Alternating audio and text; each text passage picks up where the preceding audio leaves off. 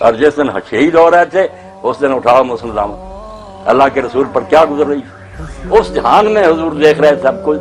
اس لیے عبداللہ ابن عباس حضور کے چچا کے بیٹے، صحیح حدیث، مکہ میں دوپہر کا وقت تھا، سوئے ہوئے تھے، ہڑبڑا کر اٹھے اور بار بار انا للہ و انا الیہ راجعون.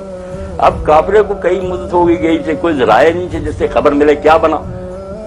لوگوں نے پوچھا کہ عبداللہ کیا بات ہوئی، گھر والوں نے کہا حسین تو شہید ہو. انہوں نے کہا آپ کو کیسے پتا چلا؟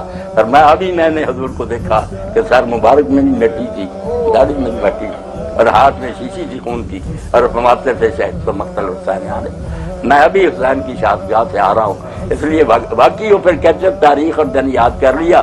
واقعی وہی وقت تھا، وہی تاریخ تھی جب خواب دیکھ رہے تھے.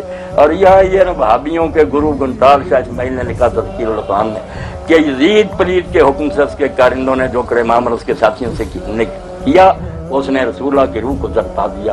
اس لیے مسلمان کو چاہیے کہ جب بھی یہ واقعہ پڑھے یا سنے غم کا اظہار کرے، خوشیاں نہ کرے، نہ بحثیں کرے، جتنا اس سے ہو سکتا غم کا اظہار کرے کہ فرزند رسول کو تم نے ایسے شہید کیا اور فاطمہ کے گھر کا چراغ بجھا دیا. اللہ ان قاتلوں پر، ان پر راضی ہونے پر لعنت کرے اور محبان اہل بیت پر اپنی رحمت سے نازل کرے.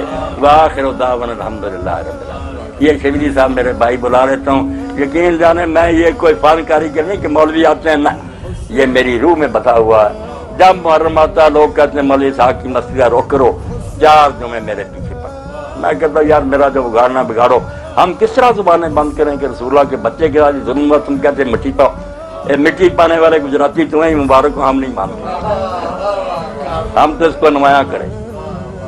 اللہم صلی علی محمد النبی الامی و ازواجہ امہات المومنین و ذریۃ اہل بیتہ کما صلیت علی